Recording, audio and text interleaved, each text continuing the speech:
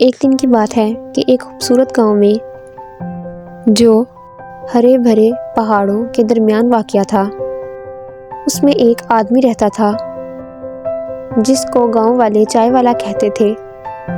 इसका असल नाम ओलिवर था, मगर गांव वाले इसको इसलिए चाय वाला कहा करते थे कि वो शानदार चाय बनाने में माहिर था। ओलिवर सिर्फ एक आम चाय बनाने वाला नहीं था, बल्कि वो चाय की पत्तियों के साथ जादू करता था और अपने जादू के ज़रिए मज़े मज़े के जायकों को एक दूसरे में बदलता था। उसकी चाय की हर एक चुस्की एक जादुई मुल्क की सैर की तरह थी। लोग दूर दराज से आते थे ताकि इसकी चाय का मज़ा ले सकें, और जब भी लोग इसकी चाय पीते तो हमेशा की तरह वो अपने ताज़े ख्वाबों में खो जाते।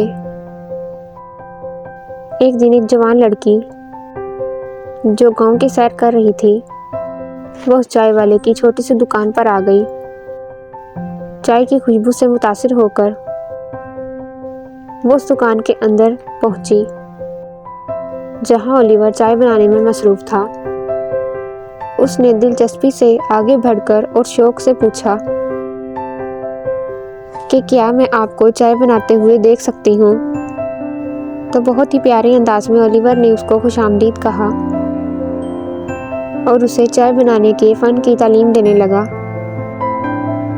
उसने बताया कि इस तरह बेहतरीन चाय की पत्तियाँ मुंतखब करनी होती हैं और फिर इसे किस तरह सही मिकदार में जादू देना होता है। दिन बीतते गए और वह लड़की चाय के हुनर सीखती गई और उसके साथ मिलकर कुछ और नए जायके तैयार करती रही जो लोग बहुत खुशी के साथ पीते और पसंद करते। जैसे ही वो लड़की और जायकों के साथ चाय बनाती गई तो उसके चर्चे हर तरफ गांव में फैल गए। तो लोग ना सिर्फ ओलिवर की चाय पीने आते, उस लड़की के बनाए हुए चाय के और जायकों को चखने आते। चाय वाले को अपनी इस जवान शागिर्द पर बहुत फख्र हो रहा था। इसी तरह सालों बीत गए और वो लड़की अपनी चाय बनाने के हुनर में माहिर हो गई। चाय वाला जानता था कि अब वो वक्त आ गया है कि अब वो अपने लिए एक अलग दुकान खोल ले। आंखों में आंसू और दिल में खुशी के एहसास के साथ उसने उसे अलविदा किया,